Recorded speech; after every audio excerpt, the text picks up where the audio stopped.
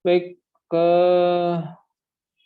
untuk membuat link list ya, untuk membuat link list atau daftar berkait, nanti yang pertama kali kita buat adalah simpulnya ya, simpulnya atau node-nya ya. Jadi sekali lagi bahwasanya komponen ya atau penyusun dari link list itu adalah simpul atau node ya.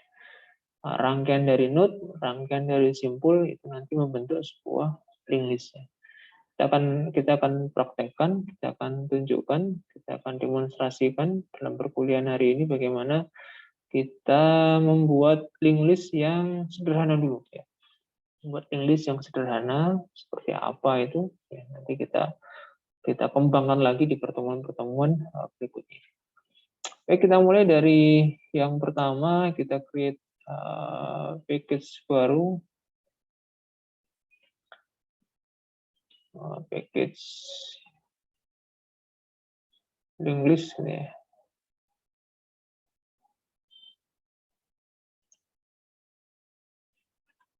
Kita tambahkan kelas baru.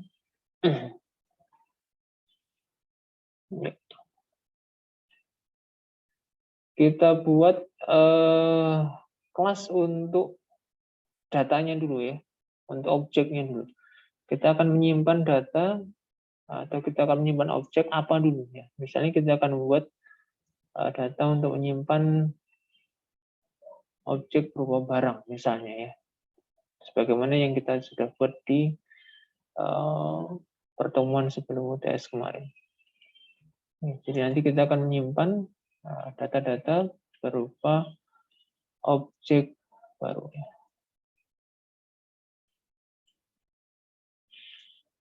Oke. Ya, jadi sekali lagi link list nanti dia akan mereplace ya, akan mereplace menggantikan array. Dengan adanya link list kita nanti nggak akan lagi menggunakan array ya, cukup menggunakan link list untuk menyimpan data-data dalam jumlah banyak dan tipe yang sama. Kita pakai yang namanya link list. Baik, ini misalnya kelas barang ya. Kita punya dua variabel misalnya. Barang itu ada harganya dan namanya. Kemudian ya kita lengkapi dengan minimalis dulu saja. Kita buat konstruktornya. Konstruktornya yang parameterized ya. Jadi sekaligus nanti kita create. Jadi konstruktor yang ada parameternya. Nama, kemudian harga diisi. Oke. Oke, kemudian kita butuh metode. Sementara kita buat getternya. Kita buat getternya. Public getter untuk nama ya. String get nama. Getter nama. Minimalis dulu. Versi lengkap nanti bisa ditambahkan sendiri. Get harga, set nama, set harga, to string. Nah, itu nanti bisa kita tambahkan ya, menyusul. Oke, misalnya begini. Ya, ini untuk datanya. Jadi nanti yang tersimpan di dalam link list, dalam simpulnya link list itu nanti adalah objek dari kelas barang. Oke, next step-nya adalah kita buat node-nya. Ya, kita buat kelas untuk simpulnya tadi. C simpul ya. Kita buat C simpulnya. Ini mewakili satu buah simpul yang nanti menjadi komponennya link list ya. Apa itu simpul? Apa itu node? Ya, dia akan menyimpan minimal dua ya, minimal terdiri dari dua bagian. Data yang disimpan, kemudian pointer untuk objek berikutnya, ya, objek simpul berikutnya. Di minimalnya menyimpan data, menyimpan objek, kemudian yang kedua menyimpan alamat, ya, menyimpan alamat dari simpul berikutnya, dari objek simpul berikutnya. Oke, tadi kita sudah membuat kelas barang sebagai datanya, berarti kita buat seperti ini. Kita akan menyimpan kelas barang, objek dari kelas barang, ya, seperti ini. Kemudian kita juga perlu membuat variabel untuk menyimpan alamat dari objek simpul berikutnya, yang tipenya pointer. Ya, caranya bagaimana? Caranya adalah membuat variabel yang tipenya adalah nama kelasnya sendiri. Ya. Jadi seperti ini. C simpul, ya ini tipenya, ya tipenya. Sehingga otomatis nanti Java akan mengenali sebagai pointer ini, sebagai pointer untuk objek simpul berikutnya. Kemudian nama variabelnya itu biasanya kalau kita bicara tentang linked list itu diberi nama next ya. Biasanya ya, biasanya di literatur biasanya memilih variabel next. Pak, boleh nggak diganti nama variabelnya? Ya boleh saja. Ya, diganti apa? Setelahnya, sesudahnya, ya boleh saja. Nah, nama variabel isu okay. Yang penting konteksnya sama ya, konteksnya sama. Jangan sampai membuat nama variabel yang kita nggak tahu artinya ya, atau asal-asalan aja. Sebaiknya dihindari. Tapi usahakan membuat variabel itu yang nama variabelnya sesuai dengan fungsinya, sesuai dengan perannya. Baik, ini kita sudah membuat sebuah simpul. Kita lengkapi dengan konstruktornya. Ya, kita lengkapi dengan konstruktornya. Misalnya konstruktornya butuh argumen untuk objek data yang tersimpan ya, yaitu barang. Berarti nanti tinggal dibuat seperti ini, barang di CV ya. Next ini otomatis nol ya. Next ini pertama kali dibuat nanti nilainya adalah otomatis ya. Ya. Jadi simpul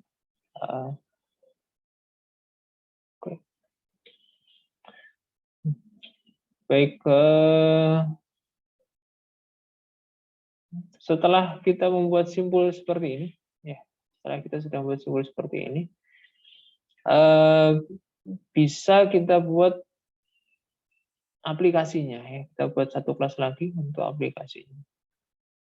Satu kelas app linked list. Ya, di sini nanti kita bisa letakkan void main. Nah, kita buat public static void main seperti ini. Ya, jadi kita sudah punya kelas barang, kelas simpul, kemudian kelas untuk linked list-nya. Step by step-nya untuk pembuatannya adalah pertama kali kita buat objek barangnya dulu ya. Buat objek barang, kemudian buat simpul, step-step secara umum, buat simpul, kemudian baru kita bisa buat linked list-nya. Nah, kira-kira seperti ini langkah-langkahnya. Kita buat objeknya dulu, kita buat simpulnya, baru kemudian kita buat linked list-nya. Oke. Kita buat objek barangnya, ya, yang nanti akan diisikan ke dalam simpul ya. C barang, B1 misalnya, new C barang, nah, misalnya apa nih, sandal misalnya, kemudian harganya 20.000, nah, misalnya kita kopas, kita buat 3 barang,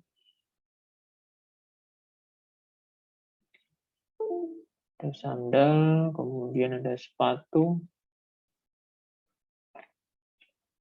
harganya mungkin sedikit lebih mahal, 100.000. Ada apa nih, topi misalkan ya, harganya ya murah aja lah, 20.000 misalnya. Baik, ini data yang mau disimpan ke dalam simpul ya. Kemudian kita buat simpulnya. Nama kelasnya C simpul. S1, simpul 1. New C simpul. Nah, tadi ada konstruktornya C simpul. Kita lihat konstruktornya C simpul apa? Konstruktornya ternyata dia butuh objek dari kelas barang. Tadi kita isikan di sini objek dari kelas barang. Nah, misalnya C1 ini untuk menyimpan barang B1. Ya.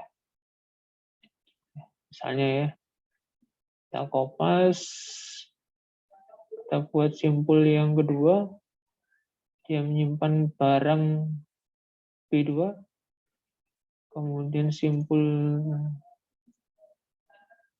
3 itu untuk menyimpan barang 3. Ya, oke. Ya. Oke. Kemudian kita bisa menambahkan get simpul misalnya, get barang misalnya tambahkan metode untuk menampilkan ya, public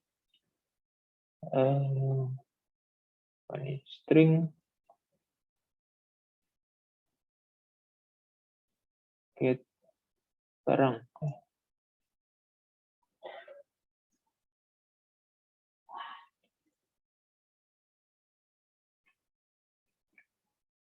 Ya, misalnya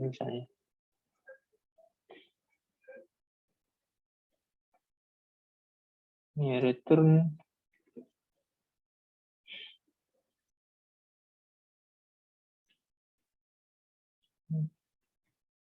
ya, misalnya begini.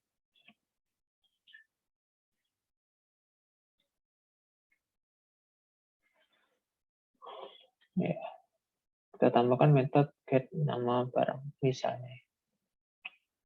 Kita bisa cek ya di sini show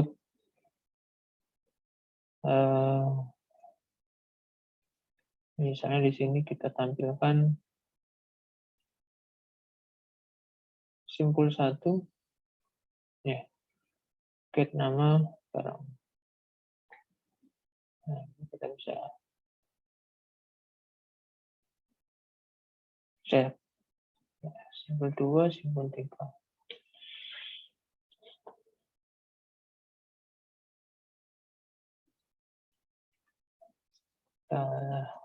Run ya, masuk ya, sandal, sepatu, topi sudah masuk dalam simpulnya. Jadi yang kita akses dari simpulnya, bukan dari barangnya. Ya. Jadi kita akses dari objek simpulnya. Ya. Di dalam simpul itu tersimpan data-data barang. Ya. Data barang. Oke. Ini sekedar contoh saja ya. Bahwasanya kita sudah berhasil menyimpan objek barang ke dalam simpul. Ya. Jadi objek sudah masuk ke dalam simpul. Next-nya, kita ingin membuat link list-nya. Next-nya kita ingin membuat link list-nya. Membuat daftar berkaitnya. Ini kan masih simpul yang terpisah-pisah kan ya. S1 sendiri, S2 sendiri, S3 sendiri masih terpisah-pisah. Belum menjadi sebuah rangkaian ya, sebuah list ya, sebuah daftar yang berkait. Bagaimana membuat rangkaiannya? Maka caranya adalah menghubungkan bagian pointer dari sebuah simpul ke objek simpul yang lain. Ya. Caranya sederhana. Contoh nih, kita ingin menghubungkan S1 dengan S2 dan S3. Ya. Misalnya skenario-nya adalah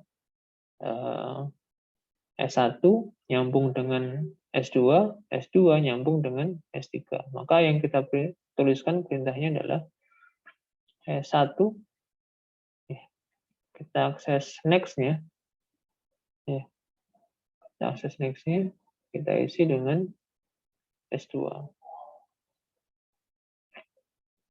Ya, sesederhana ini ya. Jadi cara menghubungkannya S1 next diisi S2. Artinya apa? S1 itu next-nya nanti ke objek S2. Kemudian S2 next itu kita isi dengan S3. Jadi setelah simpul S2 itu nanti terhubung ke simpul S3. Ya, ini cara membuat link listnya seperti ini nanti.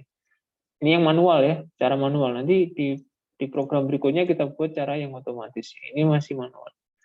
Jadi bisa kita random ini, Pak, saya inginnya kebalik S3, S2, S1, ya bisa-bisa aja. Nanti kita lihat efeknya.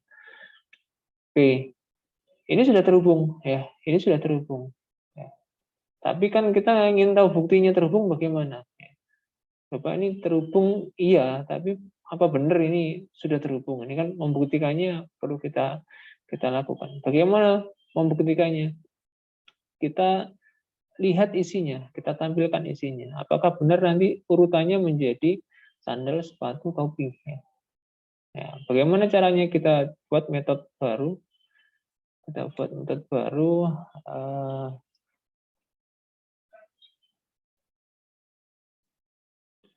Statik ya, void cetak link list misalnya. Argumennya simpul ya. Ya. Kita buat metode untuk mencetak link list. Ya, kalau array itu kan kita pakai looping ya. Sama nanti cetak link list juga kita akan pakai looping. Bedanya nanti di teknik source code-nya. So, isi link list. Seperti ini. Kemudian kita gunakan looping. Nah, bedanya, kalau array kan biasanya seperti ini, ya, pakai indeks ya. Jadi array itu mudah karena dia pakai indeks ya. Karena indeksnya pasti berurutan dari 0 sampai ukuran panjangnya array. Tapi kalau link list agak berbeda. Kita buat variabel baru yang tipenya simpul, temporary, ya. Dimulai dari S, sesuai dengan argumennya metode cetak link list. Dimulai dari S. Tergantung nanti S-nya itu yang mana, simpul yang mana yang dijadikan titik awal. Ya. Ini bisa diubah nanti, tergantung domainnya jadi dipanggil dengan objek yang mana. Kemudian kondisi berhentinya itu adalah T. T itu simpul temporary-nya tidak sama dengan 0.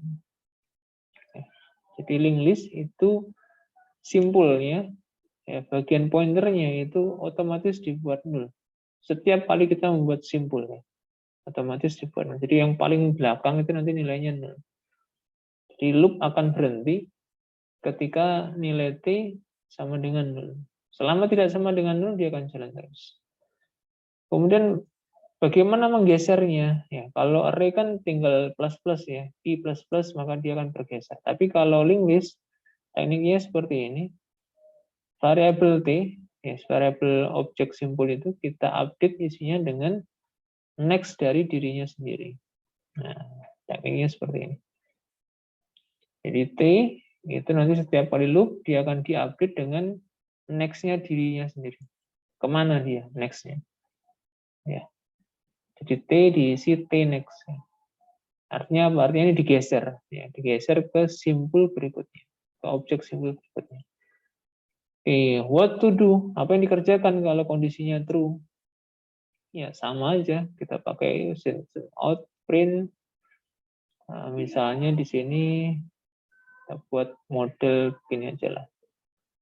T, kita akses, bisa kita panggil get nama barang. Ya.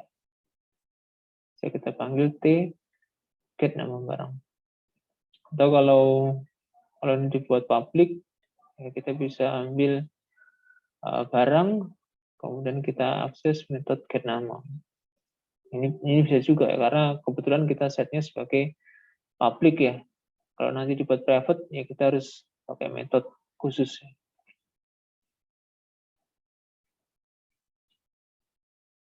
Oke, ini untuk baris baru supaya tidak ketumpuk ya. Ya, jadi untuk cetak list seperti ini. Ya, kita akan buktikan bahwasanya node kita sudah menjadi daftar terkait dengan menampilkannya. Jadi kita akan geser-geser dari satu simbol ke simbol yang lain untuk mengecek ya nama barangnya apa. Oke, baik, kalau sudah jadi metodenya kita panggil di sini. Kita panggil metode cetak list. Kemudian kita ingin dari mana ya memulainya. Misalnya dari simbol 1. Ya, misalnya. Jadi sebagai titik awalnya kita pilih simbol 1. Oke ya. Baik, kita cek run bagaimana hasilnya. Oke. Ceiling list ya. Sandal, sepatu, topi ya. Sudah sesuai urutan ya. Sandal, sepatu, topi. Itu berarti link listnya jadi ini. Kenapa? Karena setelah S1 dia next-nya nyambung ke S2, next-nya nyambung ke S3. Ya, daftar berkaitnya jadi. Bagaimana kalau dimulai dari simbol 2? Ya, kalau dimulai dari simbol 2, mestinya yang muncul nanti adalah sepatu dan topi. Kita coba cek apakah benar sepatu dan topi. Ya, benar. Yang muncul hanya sepatu dan topi. Bagaimana Pak kalau dimulai dari S3? Mestinya yang muncul adalah topi saja. Ya, tapi topinya yang muncul. Ya, sandal sepatu nggak muncul. Kenapa? Sandal sepatu di depannya topi. Ya, jadi kalau dimulai dari topi ya cuman topi saja yang muncul karena next-nya topi sudah nggak ada. Baik, ya, ini konsep dasarnya link list. Oke, sekarang skenario-nya kita coba ubah ini ya, urutan link list-nya kita ubah ya. Kita ubah. Pak, dibalik, Pak. Bisa enggak? Ya bisa aja. Jadi skenario-nya misalnya link list-nya kita balik. Dimulai dari S3, S3 nyambung ke S2, S2-nya nyambung ke S1. Nah, misalnya begini. Jadi link list-nya mulai dari S3, S2, baru S1. Berarti nanti yang muncul mestinya topi, sepatu, baru sandal. Ya, dimulainya dari S3. Ya. Yang paling depan kita mulai dari S3. Oke, kita cek run. Ya, muncul topi, sepatu, sandal. Ya.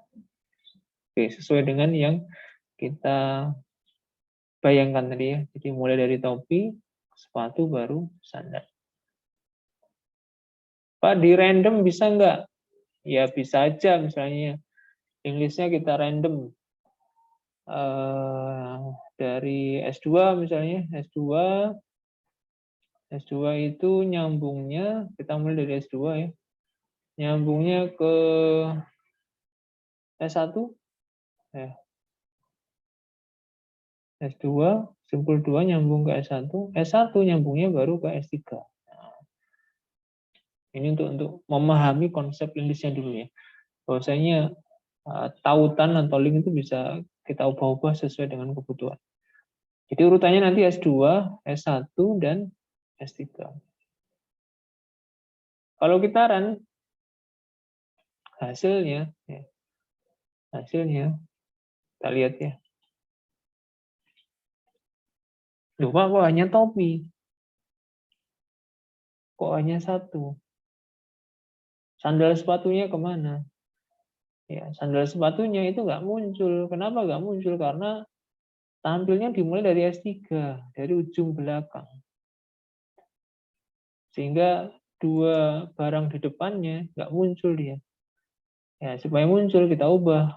Titik awalnya bukan dari simpul 3, tapi simpul 2. Ya, karena mulainya dari simpul 2. Kita cek run.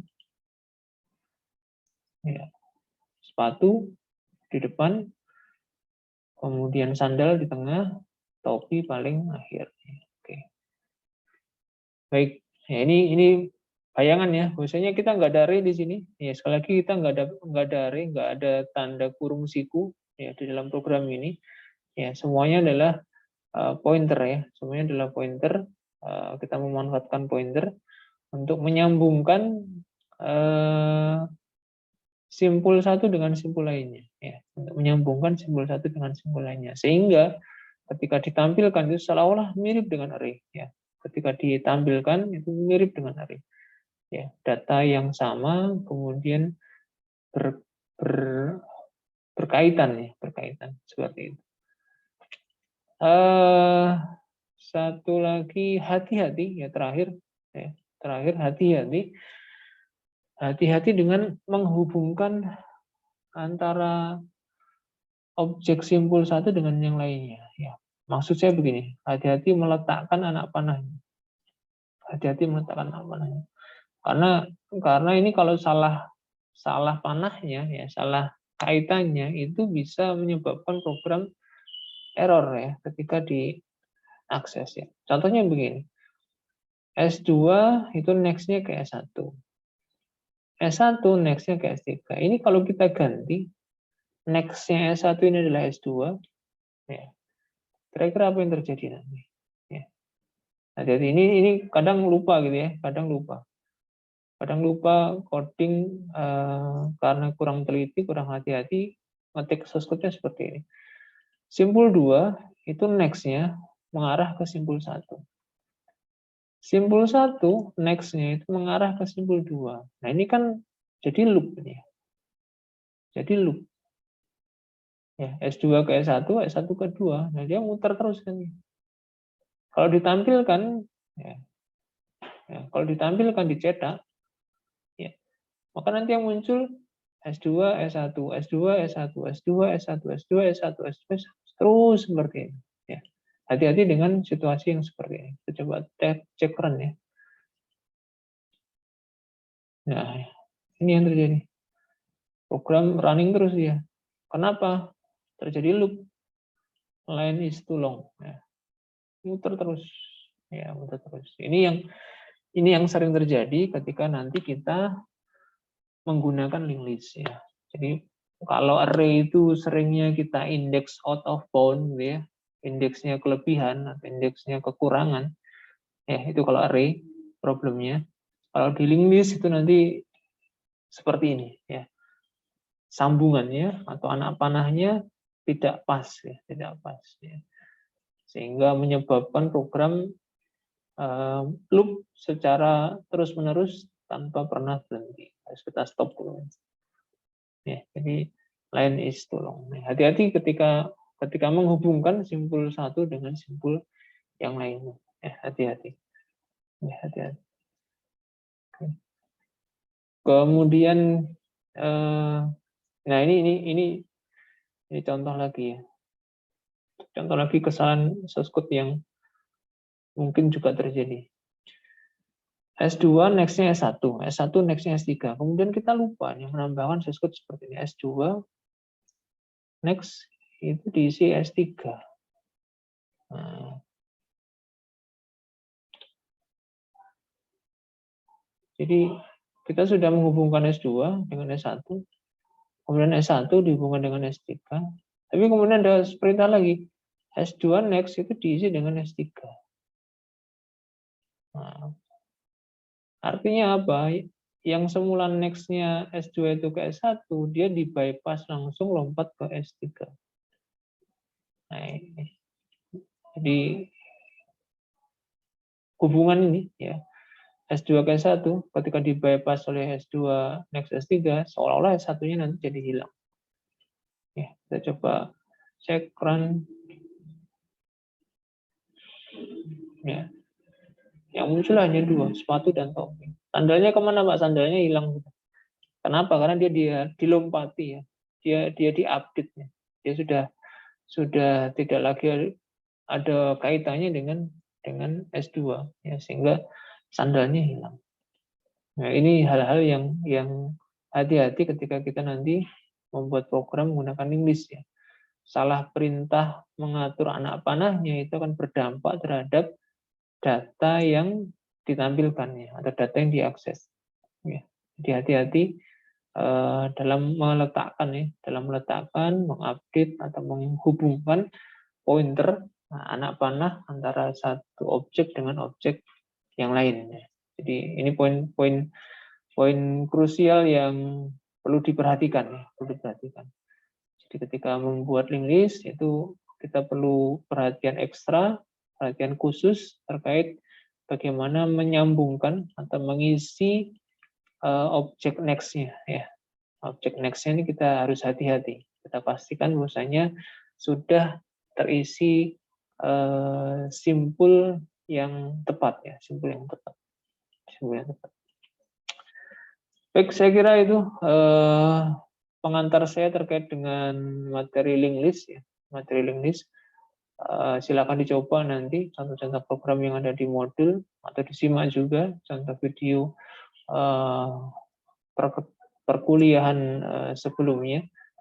Kemudian dicoba juga contoh program yang ada di dalamnya untuk bisa lebih memahami ya apa itu link list ya. Silakan dibuat skenario-skenario yang tidak harus sama dengan yang tadi kita bahas. Silakan kalian membuat skenario-skenario sendiri. Silakan dilengkapi program-programnya. Pak, saya ingin eksplorasi ini, eksplorasi itu silakan ya. Tidak harus sama persis dengan yang saya buat di sini. Silakan dikembangkan sendiri, di otak-atik sendiri ya, sehingga nanti bisa dapat gitu ya, bisa difahami ya maksudnya seperti apa. Oke, mungkin itu dulu. Insya Allah nanti kita lanjutkan di pertemuan berikutnya dengan membuat aplikasi link list yang lebih sistematis ya, lebih sistematis. Artinya kita bisa membuat menu programnya, kita bisa menambahkan barang secara otomatis lewat menu dan seterusnya. Kalau ini kan kita membuatnya one by one ya, one by one. Kita buat objeknya, kita sambungkan, kita tampilkan masih secara terstruktur ya, terstruktur. Nanti kalau kita buat aplikasi, kita bisa munculkan menu untuk membuat link list secara lebih interaktif ya, interaktif. Oke, saya kira itu. Silakan nanti kalau ada yang kurang jelas bisa ditanyakan ya.